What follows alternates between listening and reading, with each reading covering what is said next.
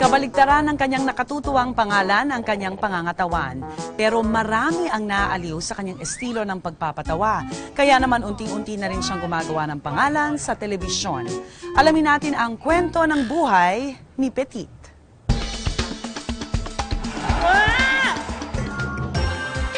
Arriba, arriba. Ako si Petit. Pinaglihi sa baka, pero lumaking baboy kaysa akong cowboy. On target na mga hirit. Marami akong alam na gawain. Sa loob at sa labas ng bahay. Palong-palong mga punchline. Kaya ko mag-tap ng tubig. Pati jumper, kaya ko yan. At Maladonyang arrive.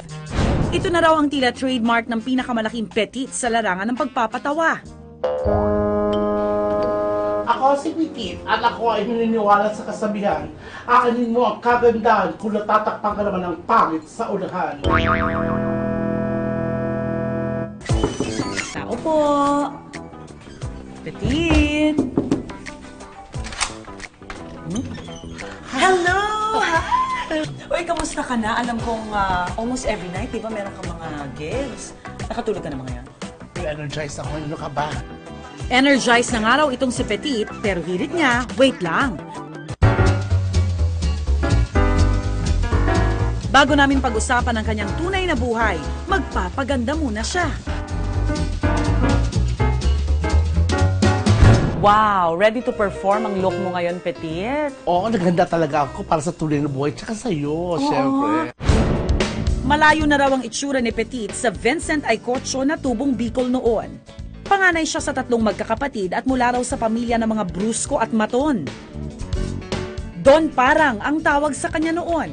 Pero kailan mo naramdaman, naisip na parang iba ang sexual preference ni Don? Actually, bata pa lang talaga ako nangaramdaman ko ito. Mahilig ako makipaglaro sa mga pinsan ko. At ang mga kalaro ko mga lalaki. Ayaw ko malaman ng mga kalaro ko kasi alam ko magsusubong sila. Siyempre! Janine, tukol! Bagamat bata pa lamang ay alam na niyang iba siya. Hindi raw ito naging madaling tanggapin ng kanyang pamilya. Ayaw nila. Ayaw nila. Kasi yung mama ko, ang kapatid ng mga lalaki, mga maton. Yung isa namatay sa pagkipagsaksakan. Suntukan, ganon. Yung tatay ko rin, ganon. Was it ever discussed? O kaya tipong sinabi ng tatay mong magpakalalaki ka o hindi?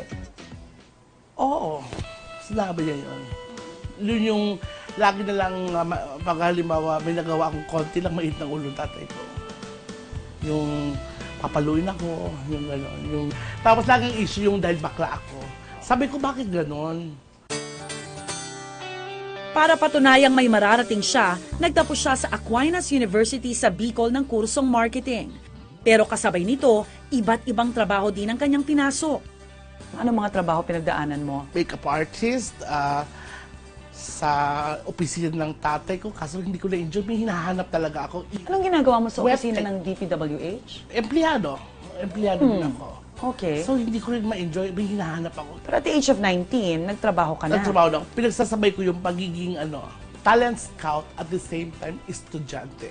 Kasi yun ang may chance na makakilala ka sa campus na magaganda para ilaban sa beauty contest. So how are you? Well, I'm hungry.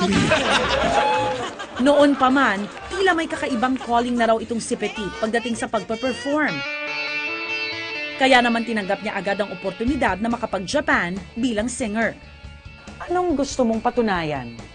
Wala akong gustong patunayan. Ang gusto ko lang, mahanap ko yung gusto ko. Kasi ang dami ko ng trabaho, hindi ko nahanap ko yung gusto ko talaga. Ang paalam ko lang sa kanya, maghahanap ako ng trabaho sa Manila. So, pumayag sila. So, hindi nila alam na nasa Japan. Hanggang tumawag lang sa opisina ng tatay ko. Papa, nasa Japan po ako.